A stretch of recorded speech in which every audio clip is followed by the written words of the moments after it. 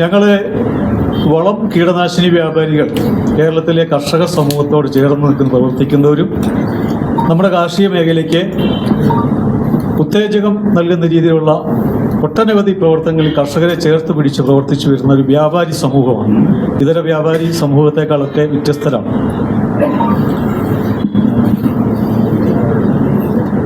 നമ്മൾ മെയിനായിട്ട് രാസവള വ്യാപാര മേഖലയിലെ പ്രതിസന്ധി വിഷയങ്ങളെക്കുറിച്ചാണ് ഇവിടെ ചർച്ച ചെയ്യുന്നത്. കഴിഞ്ഞ 2022 മുതൽ നമുക്കറിയാം കേന്ദ്ര സർക്കാർ സബ്സിഡി കൊടുക്കുന്ന, ഭക്ഷ്യ സബ്സിഡി കഴിഞ്ഞാൽ ഏറ്റവും അധികം സബ്സിഡി കൊടുക്കുന്ന രാസവളങ്ങൾക്കാണ്. അത് യൂറിയ പോലുള്ള യൂറിയ, പൊട്ടാഷ്, അതായത് MOP, DAP, ഈ 3 നേർവളങ്ങൾക്കാണ് സബ്സിഡി. അതിൽ ഏറ്റവും കൂടുതൽ യൂറിയ എന്ന വളയ്ക്കാണ് സബ്സിഡി. ഏതാണ്ട് 2500-2700 രൂപയോളം വിപണി വിലയുള്ള, മാർക്കറ്റ് വാല്യുള്ള യൂറിയ 45 കിലോയുടെ ബാഗ് കർഷകർക്ക് 266 രൂപ 50 പൈസയ്ക്കാണ് കൊടുക്കുന്നത്. ബാക്കി തുക ഗവൺമെൻറ് സബ്സിഡി ആയിട്ടാണ് കൊടുക്കുന്നത്. ഇത് നല്ല രീതിയിൽ സുതാര്യമായിട്ട് ഇത് കർഷകരുടെ കയ്യിൽ എത്തണം. ആ ഉദ്ദേശത്തോടു കൂടിയാണ് ഗവൺമെൻറ് ഓഫ് ഇന്ത്യയും നമ്മുടെ സംസ്ഥാന സർക്കാരും DBT നിയമം, ഡയറക്റ്റ് ബെനിഫിറ്റ് ട്രാൻസ്ഫർ നിയമം അനുസരിച്ചാണ് നടത്തിക്കൊണ്ടിരിക്കുന്നത്.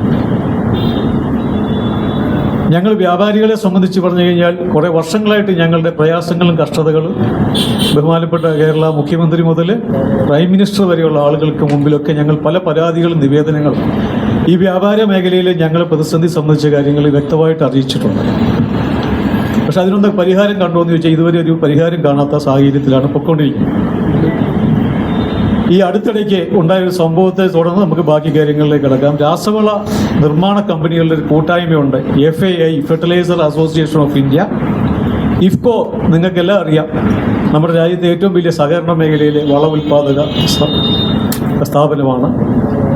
ഇവർ ഈ അടുത്തിടയ്ക്ക് പത്രപരസ്യങ്ങളിൽ കൂടി കർഷകരുടെ അറിവിലേക്ക് എന്ന് പറഞ്ഞിട്ടൊരു വാർത്ത കൊടുക്കുകയുണ്ടായി. അതായത് നേർവളങ്ങൾ ഞങ്ങൾ വ്യാപാരികൾ വാങ്ങുമ്പോൾ അതിനോടൊപ്പം ടാഗ് ചെയ്ത് മറ്റു സാധനങ്ങളോട് നിർബന്ധിച്ച് ഞങ്ങളെ കമ്പൽസറി ടാഗ് ചെയ്ത് ഏൽപ്പിക്കുക. 2020-21 മുതൽ തന്നെ സെൻട്രൽ ഗവൺമെൻറ്റിൻ്റെയും സ്റ്റേറ്റ് ഗവൺമെൻറ്റിൻ്റെയും അടക്കം നമ്മുടെ നിയമസഭയിലടക്കം MLA സബ്മിഷൻ കൊണ്ടുവന്നിട്ട് ഉത്തരവുകളുണ്ട്, ഓർഡറുകളുണ്ട്. ടാഗ് ചെയ്ത് വളം കൊടുക്കാൻ പാടില്ല. വളം വ്യാപാരികളുടെ മേൽ അനാവശ്യമായ വളങ്ങൾ നേർവളങ്ങൾക്കൊപ്പം ടാഗ് ചെയ്ത് ഏൽപ്പിക്കുകയും അത് കർഷകർക്ക് കൊടുക്കില്ല. ഞങ്ങൾക്ക് വേറെ മാർഗമില്ല. കാരണം നിസ്സാരമായ മാർജിൻ, ഇന്ന് ഞാൻ പറയുന്നു, അവശ്യ സാധന പട്ടികയിൽപ്പെട്ട സാധനമാണ് രാസവളം. എസൻഷ്യൽ കമ്മോഡിറ്റീസ് ആക്ടിലനുസരിച്ചിട്ടുള്ള മറ്റു പ്രോഡക്റ്റുകൾ, പെട്രോളിയം പ്രോഡക്റ്റ് ആകട്ടെ, ഭക്ഷ്യവസ്തുക്കളാകട്ടെ, ഫാർമസ്യൂട്ടിക്കൽസ് ആകട്ടെ, അവർക്കൊന്നുമില്ലാത്ത വ്യാപാര പ്രതിസന്ധിയിലാണ് ഞങ്ങൾ. കാരണം നിസ്സാരമായ മാർജിൻ. ഈ യൂറിയ വിൽക്കുമ്പോൾ 266 രൂപ 50 പൈസ MRP അതിൽ പതിച്ചിട്ടുള്ള യൂറിയ ഞങ്ങളുടെ കടയിലെത്തുമ്പോൾ 300 രൂപയ്ക്ക് മുകളിൽ ചെലവ് വരുന്നു. പൊട്ടാഷ് ഇമ്പോർട്ട് ചെയ്യുന്ന സാധനമാണ്. ഇമ്പോർട്ട് ചെയ്യുന്ന പൊട്ടാഷിനൊക്കെ വില കഴിഞ്ഞ ഒരു 4-5 വർഷം കൊണ്ട് വലിയ ഇരട്ടിയിൽ 2 ഇരട്ടിയിലധികം എത്തി. 1800 രൂപയാണ് ഒരു ചാക്ക് പൊട്ടാഷിൻ്റെ വില, സബ്സിഡി കഴിഞ്ഞുള്ളത്. DAP അതുപോലെ തന്നെ. അപ്പോൾ ഈ സാധനങ്ങൾ കർഷകരിലേക്ക് എത്തിച്ചു കൊടുക്കേണ്ട ചുമതലയാണ് ഞങ്ങൾക്കുള്ളത്. DBT നിയമം അനുസരിച്ച് POS മെഷീൻ വഴി, നമ്മൾ റേഷൻ കാർഡ് ഷോപ്പിലും POS മെഷീൻ വഴി കർഷകർ അവരുടെ ഫിംഗർ പ്രിന്റ് വെച്ച് ആധാർ നമ്പറിൽ അപ്ലോഡ് ചെയ്താൽ മാത്രമേ നമുക്ക് വളം വിൽക്കാൻ സാധിക്കുകയുള്ളൂ. അങ്ങനെ കർഷകർക്ക് ഈ സബ്സിഡിയുടെ ഗുണം ആ പോയിന്റിൽ മാത്രമേ കിട്ടുന്നുള്ളൂ. അപ്പോൾ FAI ഞങ്ങൾക്കെതിരെ, ഈ പറഞ്ഞ IFFCOയും ഞങ്ങൾക്കെതിരെ കൊടുത്ത പത്രപരസ്യം തെറ്റിദ്ധരിപ്പിക്കുന്നതാണ്. കാരണം ഇരട്ടത്താപ്പെന്ന് തന്നെ പറയാം. ഒരു വശത്തോട് ഇവർ ആവശ്യമില്ലാത്ത സാധനങ്ങൾ വ്യാപാരികളുടെ മേൽ കമ്പൽസറി ടാഗിങ് നടത്തുകയും മറുവശത്ത് ഇത്തിരി പരസ്യം കൊടുക്കുകയും ചെയ്തത് ഞങ്ങളുടെ കർഷകരും ഞങ്ങളുമായിട്ടുള്ള ആത്മബന്ധമുണ്ട് വളരെ കാലത്തെ. കാരണം ഞങ്ങൾ വളം കീടനാശിനി വ്യാപാരികളിൽ പകുതിയിൽ ഏറെയും കർഷകരും കർഷക കുടുംബാംഗങ്ങൾ കൂടിയാണ്. അപ്പം ഞങ്ങളെ ചൂഷണം ചെയ്യുന്ന രീതി, ഞങ്ങളുടെ മേൽ അമിതമായ ഈ പറഞ്ഞ നമ്മൾ ആവശ്യക്കാരാണ്. കർഷകർക്ക് കൊടുക്കാതിരിക്കാൻ ഞങ്ങൾക്ക് കഴിയില്ല. എന്തുകൊണ്ട് നഷ്ടമുള്ള സാധനം വാങ്ങി വിൽക്കേണ്ടെന്ന് വെച്ചാൽ പോലെ എന്ന് ചോദിച്ചു കഴിഞ്ഞാൽ, വർഷങ്ങളാൽ ഞങ്ങൾ ചെയ്തു വരുന്നൊരു തൊഴിൽ ഞങ്ങൾ പിന്തുടർന്ന തലമുറക്കാരോ പുതിയ ആളുകളോ ഈ മേഖലയിലേക്ക് വളരെ ചുരുക്കമായിട്ട് കടന്നു വരുന്നുള്ളൂ. കാരണം നഷ്ടത്തിലാണ് ഈ കച്ചവടം. 1800 രൂപയുള്ള ഒരു ചാക്ക് പൊട്ടാഷ് വിറ്റാൽ 15 രൂപ പോലും നമുക്ക് കിട്ടത്തില്ല. കയറ്റിയർക്ക് തൊഴിലാളികൾക്കുള്ള കൂലി പോലും ഞങ്ങൾ വ്യാപാരികൾക്കില്ലെന്നുള്ള വസ്തുതയാണ്. അപ്പോൾ FAIയും IFFCOയും നടത്തിയ ഈ പത്രപരസ്യത്തിനെ ഞങ്ങൾ ഐഡാക് എന്ന സംഘടന, agro input dealers association Kerala, ഞങ്ങളുടെ പ്രതിഷേധം അറിയിക്കുകയാണ്. ഇതിനകം ഞങ്ങൾ അറിയിച്ചു കഴിഞ്ഞിട്ടുള്ളത് ഒരിക്കലും ന്യായീകരിക്കാൻ കഴിയാത്തൊരു കാര്യമാണ്. അപ്പോൾ ഈ രാസവള കമ്പനിക്കാർ ചെയ്യുന്ന കാര്യങ്ങളെക്കുറിച്ചാണ് ബാക്കി കാര്യങ്ങളിലേക്ക് കിടക്കാൻ പോകുന്നത്. നമുക്കിവിടെ DBT നിയമം അനുസരിച്ച് POS മെഷീൻ കൃഷിക്കാരൻ വിരലടയാളം വെച്ച് വാങ്ങുമ്പോൾ 3 കാറ്റഗറിയാണ് ആളുകൾ ഇത് ഡീൽ ചെയ്യുന്ന ആളുകൾ. 3 കാറ്റഗറി DBT നിയമം അനുസരിച്ച്, ഡയറക്റ്റ് ബെനിഫിറ്റ് ട്രാൻസ്ഫർ അനുസരിച്ചിട്ട് 3 കാറ്റഗറി. അതിലൊന്ന് ഫാർമേഴ്സ്, അതായത് ഞങ്ങൾ റീറ്റെയിൽ ഡീലേഴ്സ് വഴി ഫാർമേഴ്സിന് കൊടുക്കുന്നു. 2 എസ്റ്റേറ്റ് പ്ലാന്റേഷൻ മേഖല.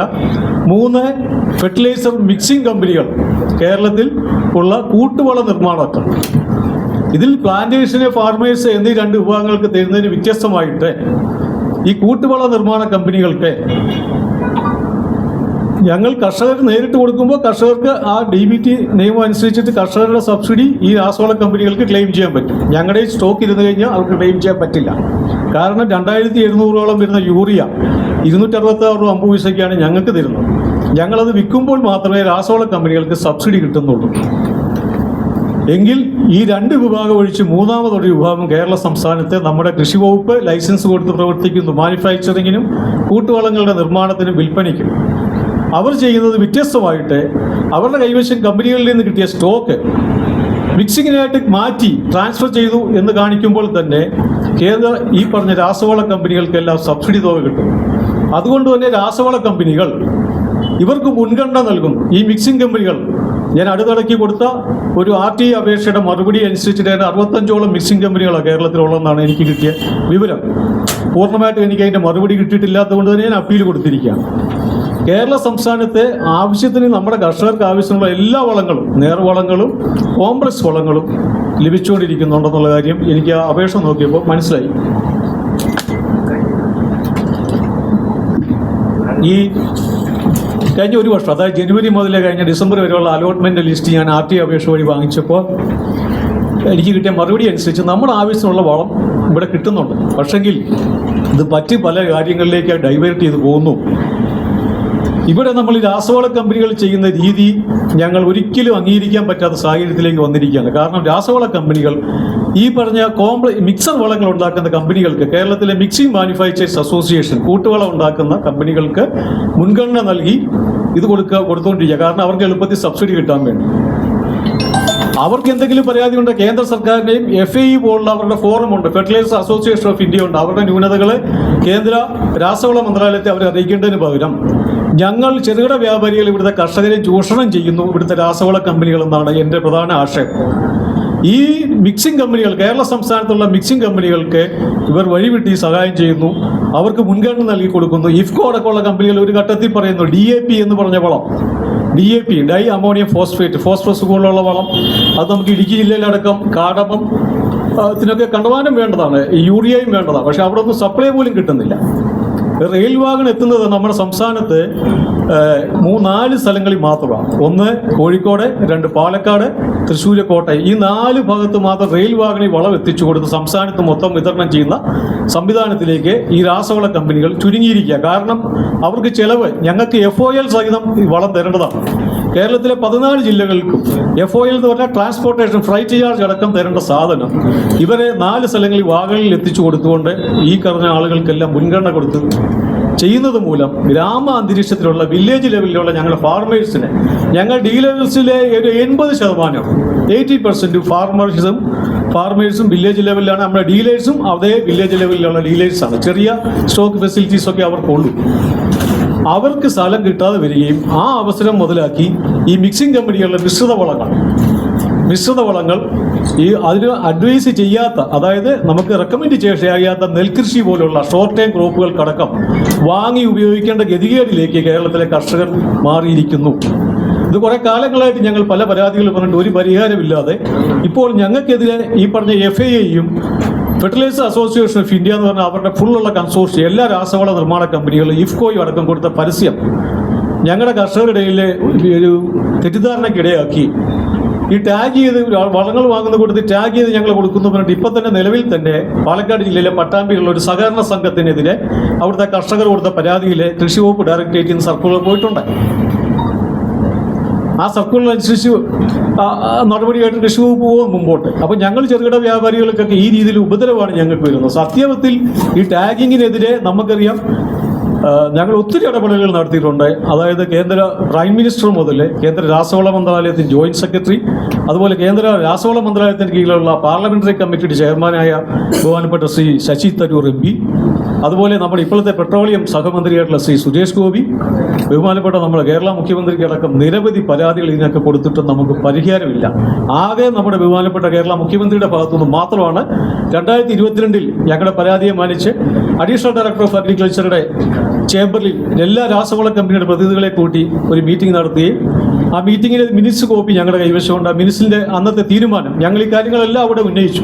പ്രധാനപ്പെട്ട കാര്യം മാർജിനില്ലായ്മ, നഷ്ടത്തിൽ വിൽപ്പന ചെയ്യേണ്ട സാഹചര്യം, അതുപോലെ FOL കിട്ടാതിരിക്കുക, അതുപോലെ തന്നെ ഈ ടാഗിങ്, ഈ വിഷയങ്ങളിലെല്ലാം ഞങ്ങളുടെ പ്രതിഷേധം അവിടെ അറിയിച്ചു. ആ മിനിറ്റ്സ് കോപ്പി ഞങ്ങളുടെ കൈവശമുണ്ട്. ആ മിനിറ്റ്സിൽ ലാസ്റ്റ് അഡീഷണൽ ഡയറക്ടറുടെ തീരുമാനം എന്താണെന്ന് വെച്ച് കഴിഞ്ഞാൽ നമ്മുടെ MPമാരുടെ 20 നമ്മുടെ പാർലമെന്റ് MPമാരുടെ മീറ്റിംഗിൽ ബഹുമാനപ്പെട്ട മുഖ്യമന്ത്രി ഇക്കാര്യം അവതരിപ്പിക്കാമെന്നും അത് കേന്ദ്ര സർക്കാരിന്റെ ശ്രദ്ധയിൽപ്പെടുത്താമെന്നുമാണ് പറഞ്ഞിരുന്നത്. പക്ഷേ ഈ വർഷങ്ങൾ 2022 ശേഷം 26 നിൽക്കുമ്പോഴും സ്ഥിതി വഷളായിക്കൊണ്ടിരിക്കുകയാണ്. അപ്പോൾ കർഷകർക്ക് സീസൺ സമയത്ത് നേർവളങ്ങൾ കിട്ടാതെ വരുന്നു. അതിനെ ഈ മിക്സിംഗ് കമ്പനികൾക്ക് കൊടുക്കാൻ കൂടുതൽ മുൻഗണന കൊടുത്ത് ഈ രാസവള കമ്പനികൾ അവർക്ക് കൊടുക്കുന്നു, സബ്സിഡി എളുപ്പം കിട്ടുവാൻ വേണ്ടിയിട്ട്.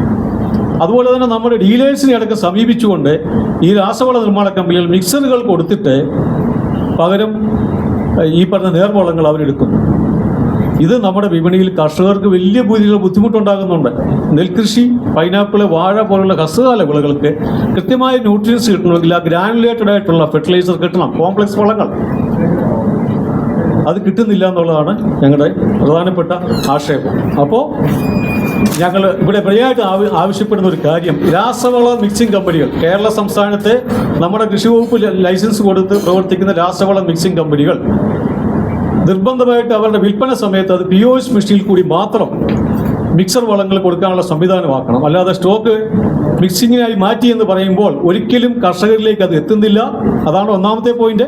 കർഷകർക്ക് എത്തിയാൽ മാത്രമേ ഈ രാസവള കമ്പനികൾക്ക് സബ്സിഡി ക്ലെയിം ചെയ്യാനുള്ള റൈറ്റ് ഉള്ളൂ എന്നതാണ് ഞങ്ങളുടെ അവകാശം.